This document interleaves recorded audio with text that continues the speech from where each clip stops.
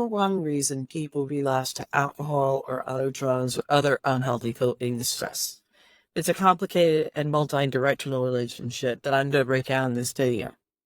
Stress is a known and quantified challenge and trigger in sobriety. Evidence strongly suggests that the neural circuits involved in stress and emotions overlap substantially, but the brain systems involved in drug reward, creating craving, and then the development of the craving use, recover, and tolerance. A study from my research reports that acute stress exposure stimulates the autonomic, endocrine, and brain emotion and motivation regions that process and regulate negative emotion and distress responses. Stress is the body's reaction to change, involving mental, emotional, and physical adjustment. This momentum of change is known as a stress cascade. It can emerge from moods such as feeling frustrated, angry, nervous, or overwhelmed. This momentum of change is known as a stress cascade.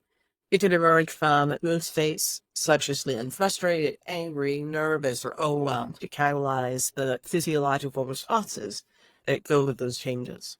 The stress cascade involves several physiological systems, including the limbic, nervous, and prefrontal cortex of the brain. The inclusion of the prefrontal cortex suggests that cognitive and behavioral thinking is also involved. Regarding alcohol, what research has found is that repeated success with psychoactive substance in responding to stress is correlated with more use of those substances. Over time, stress in the life of a person with a substance use disorder may change the brain in ways that change the response to neuroactive chemicals. The action of the stress on the body co-activates stress circuits and reward circuits. Hey folks, Dr. Joe here. Welcome back to my channel. I create content support and resources for professionals and other high achievers who want to optimize the treatment of their substance use issue with evidence-based tools, leveraging the science of positive habits. Formal substance use treatment typically covers triggers and has plans build a relapse prevention plan. But I see few, if any, treatment settings that stress with a holistic, comprehensive, and informed care in a way that makes stress management plan as important as a relapse prevention. How important is stress? How important is the stress management plan? One study estimated that 76% of research participants relapsed due to a reported stressful experience. In my theories video, which I will link down below and in a card, we discussed the dysfunctional reward systems. Despite all we've learned about substance use disorder in the last 25 years, relapse rates are still alarming. This causes individual, families, businesses, employers, and communities. The numbers vary because this is typical to research, but it consistently appears valid that more than 50% of people with a substance use disorder relapsed immediately after formal treatment. Between 3 weeks and 6 months, estimates range between 40 and 75%. I nearly changed that. The multi-directional relationship between stress and substance abuse and relapse begins with the reasons a substance abuse disorder happens to begin with. We talked about this last week when we discussed the reasons the substance use disorder develops.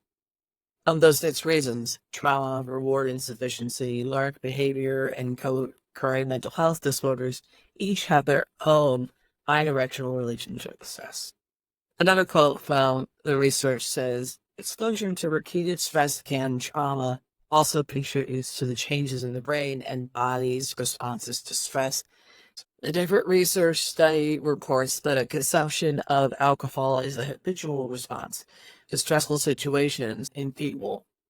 Stress plays an important role at all levels of alcohol consumption, beginning with the facilitation of initial use through early stages of transition to regular use and from regular to excessive use. In alcohol use disorder, alcohol use also represents a habitual response to stressful situations.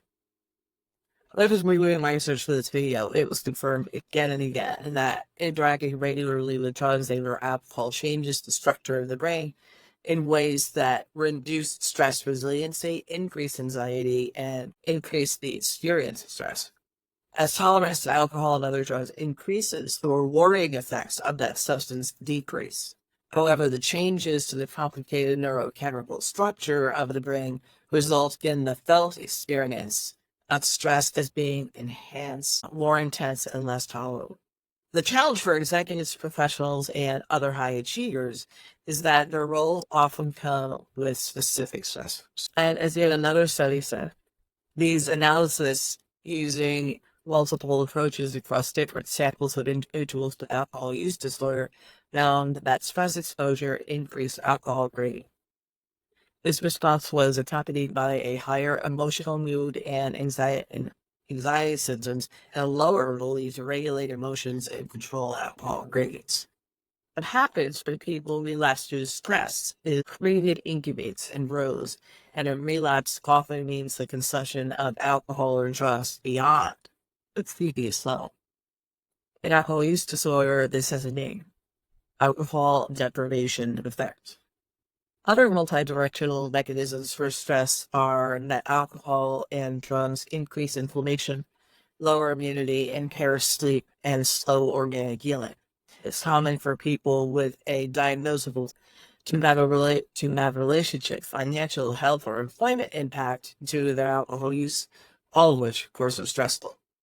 These do not go away quickly or in the early stages of recovery or sobriety, and need to be faced by the person in recovery at the precise time that their stress resources are released. Their former stress mitigator, alcohol or drugs, have been removed, and they don't have the neural pathways of healthy stress management. It's also possible social connectedness has been disrupted. Many people in recovery are rightfully instructed to make strategic changes to the people, places, and things that they have in their life in order to structure a safe sobriety.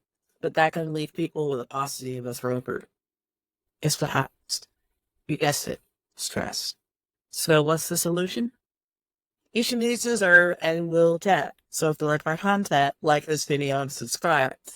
Look at my video. Now I'm going to suggest a few multidimensional categories of interventions to support the building of a recovery stress management. What I mean by multidimensional in this setting is that the suggestions have documented benefits for substance use disorder, mental health, and general wellness, stating that habits have synergy. Remember that repeated interaction with drugs and alcohol change the neurotransmitters and limit the effectiveness of their organic functioning. Lasting solutions need to include resetting the reward system to improve mood and stress resilience. The three tools I recommend: health and peer support. This does not need to be 12-step, and I endorse people in recovery find a peer network that works well. Move your body. It introduces the effect on consumption and craving. Exercise also has been proven effective as a method to improve mental disorders such as anxiety and depression.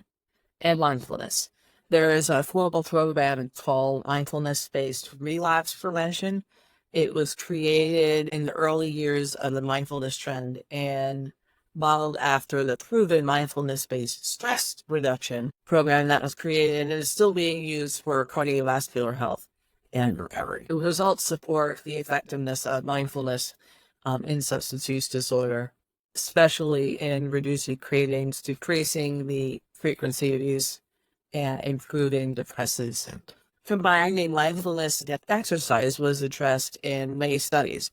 One quote says, mind-body activities and programs based on improving physical conditions produce similar results in mental disorders and quality of life. Evidence indicates that physical exercise, both body, mind, and physical fitness programs, can be effective in improving mental disorders, training, and quality of life. I leave a link in the description box to mindfulness-based prevention book. Another option that would increase mindfulness would be to attend drama recovery. I left a bibliography in the description box for all sources quoted or used And finally, for more information, content, support, and tools on how to manage executive stress and enjoy life without drugs, alcohol, or over relying on unhealthy coping, subscribe and check out my description link for a free workbook on managing stress to help stop.